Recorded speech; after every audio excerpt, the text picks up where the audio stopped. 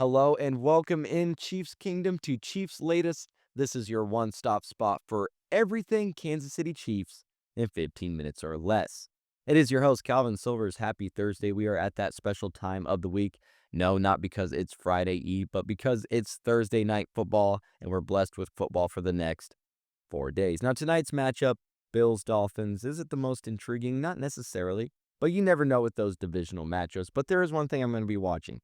If the Dolphins lose and their season continues to spiral, they might be willing to trade some players to us, at least one specific one. I'm going to dive into that here in a second, but you know the drill. It does not matter what platform you are listening on. It could be Spotify, YouTube, Apple Podcast. Doesn't matter. What I do need you to do, though, is hit that subscribe button and make sure you turn on notifications because we have daily, that's right, daily videos here at Cheifs Latest, Monday through Friday.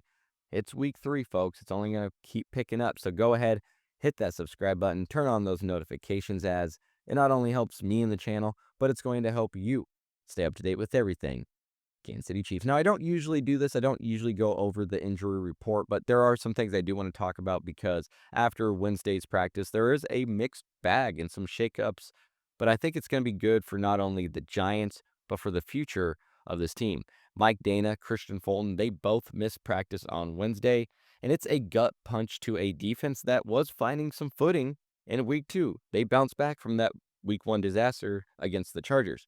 Dana's hip injury, Fulton's ankle issue, both from that brutal first quarter, both suffered under 5 plays against Philly.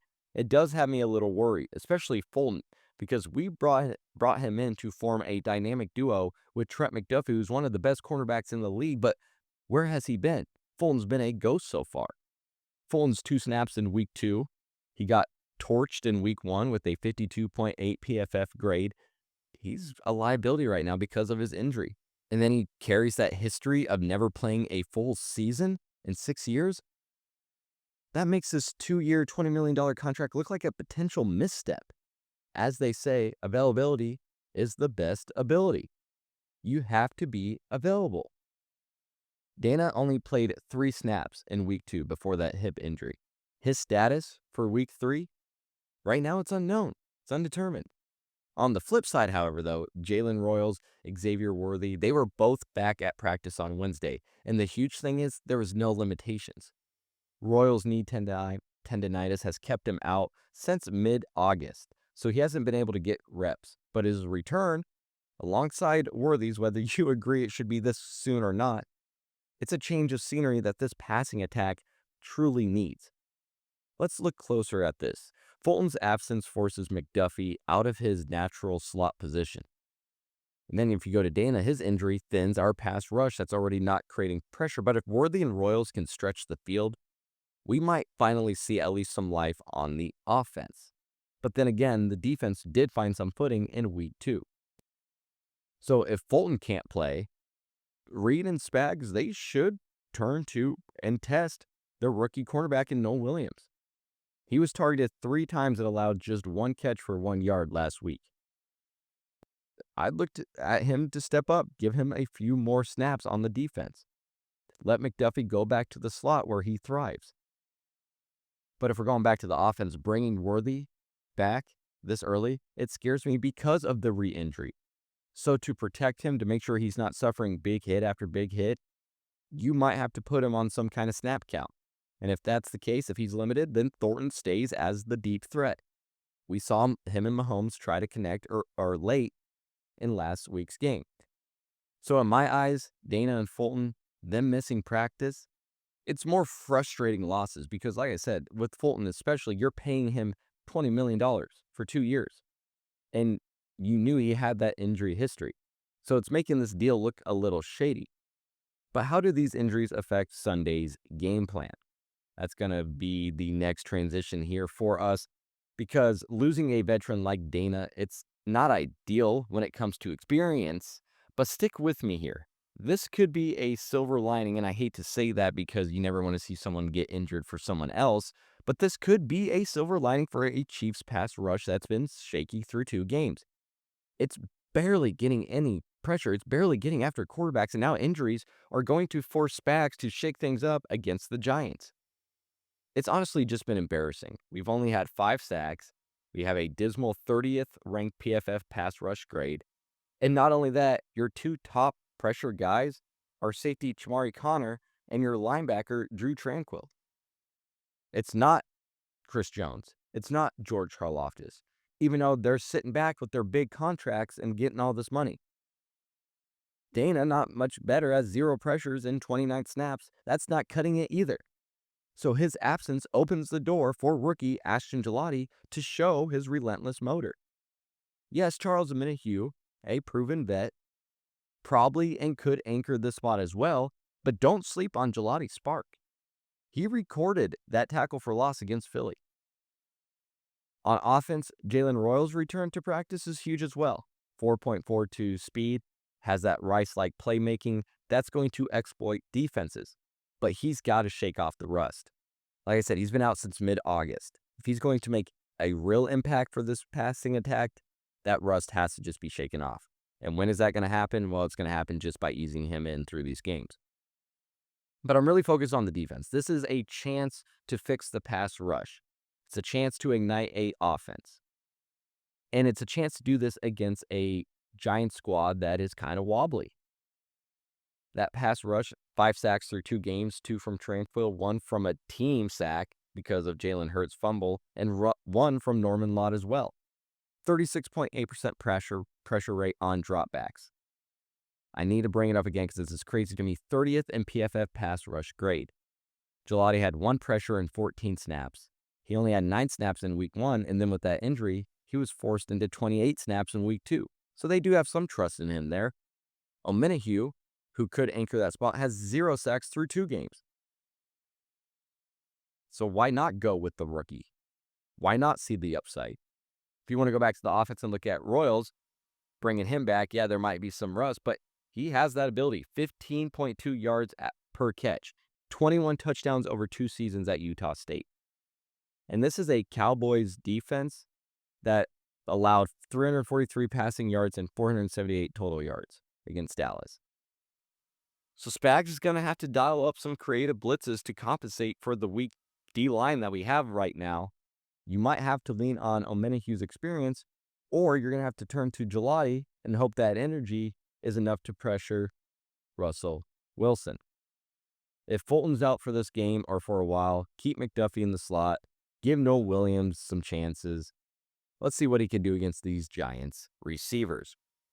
All right, I know. I've been hammering the offensive trade talks a lot lately, specifically the running back. So let's go ahead. Let's talk defense. Let's switch let's switch our minds here for a little bit. And let's look at the Colts here for a potential trade option for defensive tackle Neville Gallimore. Hopefully something to kickstart this pass rush. Gallimore stuck in a rotational role right now in Indy behind Grover Stewart and DeForest Buckner. He only logged 11 snaps last week, so they're not really using him all that much. But he does have serviceable pass rush skills, and he really could be an asset for a Chiefs D-line who, I'm bringing it up once again, is currently ranked 30th in PFF's pass rush grade. Not only that, his $1.27 million cap hit fits nicely with our $2.8 million cap space. And with Indy's deep D tackle room, you got to remember they drafted a D tackle in the 2nd round this year.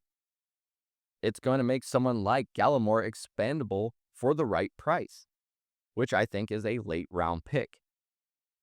He's not a run stuffing beast. He's more your pass rush guy. But being productive in the pass rush has earned him a 51st grade out of 120 D tackles. That could complement Chris Jones and just give Spags some more juice up front. With Mike Data sidelined and our pass rush leaning on linebackers and safeties, snagging Gallimore, I think that's just going to at least bring some consistency to this defense that's still trying to find its footing. Yes, it took a step in week 2, but it's not quite there. Off that $1.27 million cap hit, $400,000 of it was guaranteed for this year. He's a former 2020 third-round pick with the Cowboys. The Colts' defensive tackle depth, they've had 4 to 5 DTs rotate weekly. So they're fine there. They got plenty of depth. Our pass rush, though, 5 sacks through 2 games. So Let's bring him on over. Let's take one of those guys and see what he can do here with the Chiefs.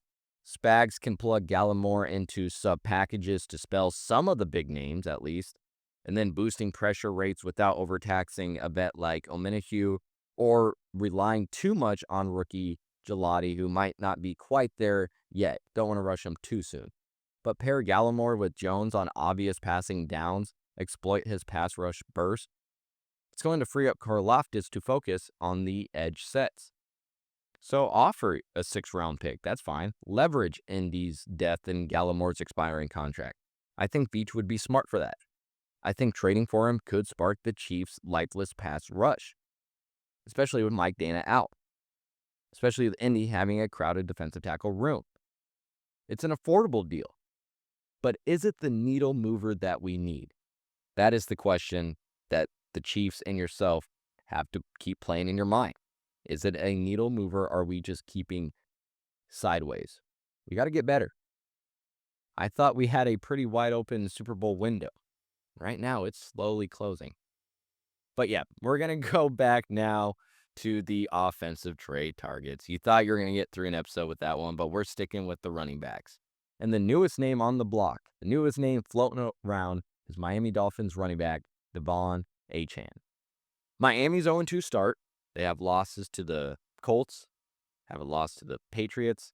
Plus, they had that player-only meeting. That's never a good sign. That screams that this locker room is likely on the brink of collapsing. If they spiral into a rebuild, best believe there's probably going to be a fire sale that would put Achane on the block for draft capital for their future.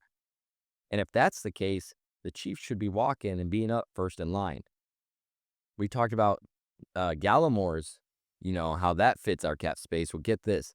Achane has $1.1 million cap hit for the next 2 years. It's a steal for his elite production. He's had nearly 1,500 scrimmage yards in 2024. He has the speed, the vision, the pass-catching versatility.